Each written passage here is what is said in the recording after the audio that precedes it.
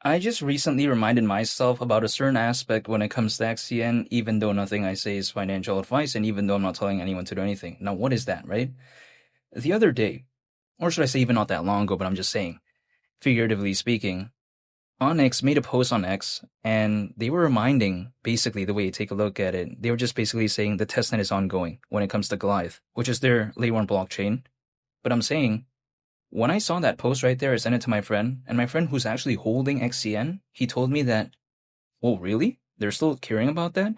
That initial reaction right there gave me the idea to make today's video. The reason why?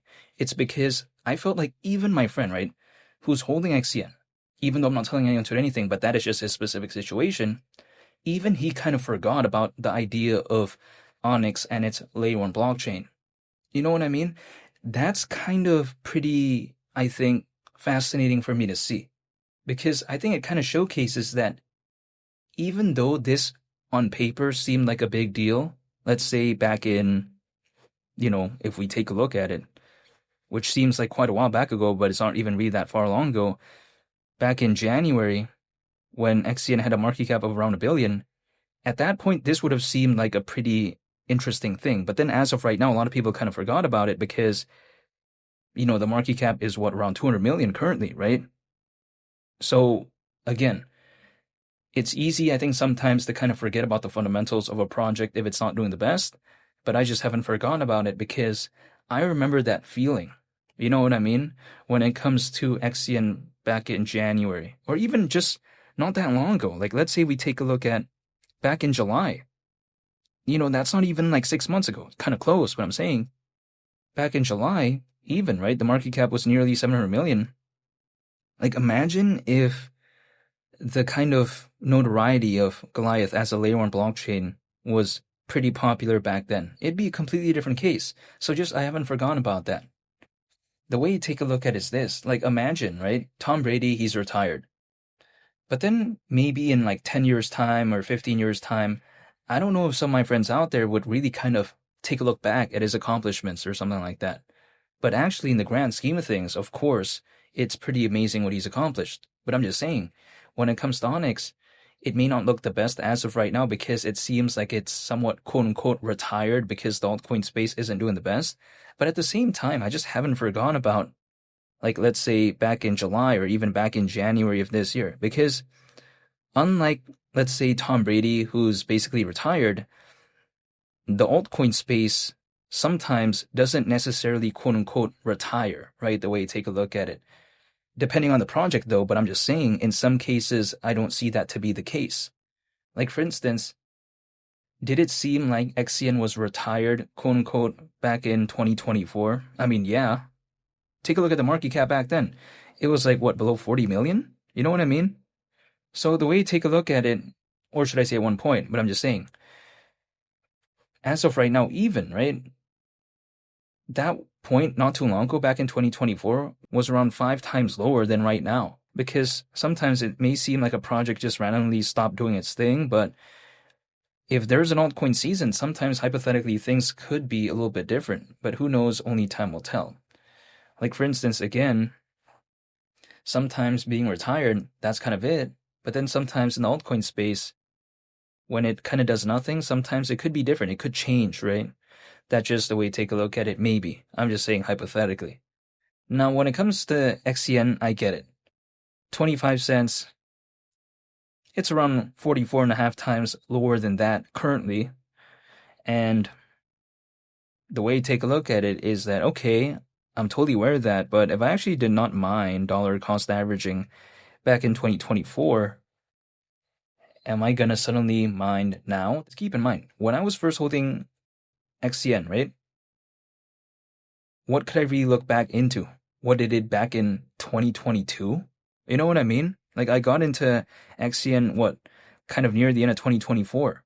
So when I'm going to take a look back like 2 years ago or something like that, there was nothing really that in the short to medium term that I could take a look at least as of right now. I just literally saw less than a year ago, XCN reach a market cap that is around 5 times more than what it is as of right now. However, something that happened in the past, it doesn't necessarily mean that hypothetically it could be that same way moving forward, right? I mean, There could be a lot of different factors. There's just no way to kind of tell, I think, personally for me at times.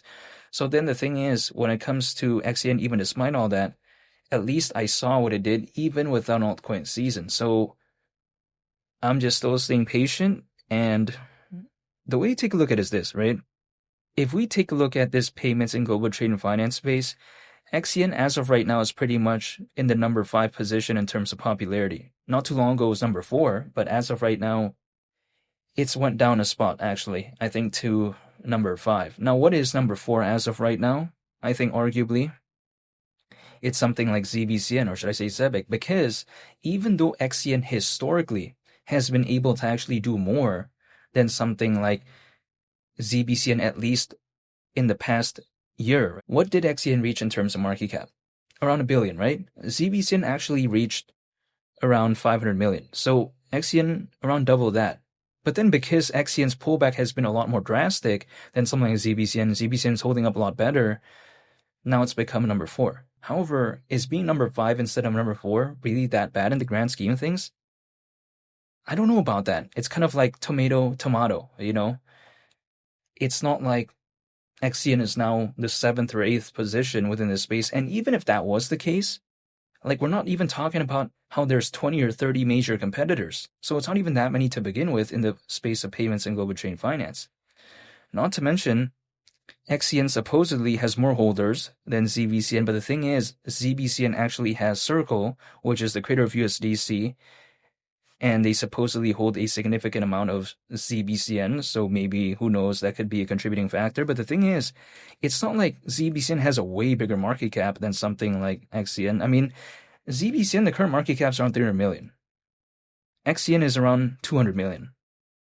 If ZBCN just kind of stayed where it was, and let's say XCN, for whatever reason, went to the market cap that it achieved literally just kind of like last month, right? I'm not even talking about like 3 months ago. I'm saying literally what it achieved last month, back in October. At one point, the market cap was around 400 million. So even if it just went back to what it did last month, literally the market cap would be actually more than what ZBCN is currently.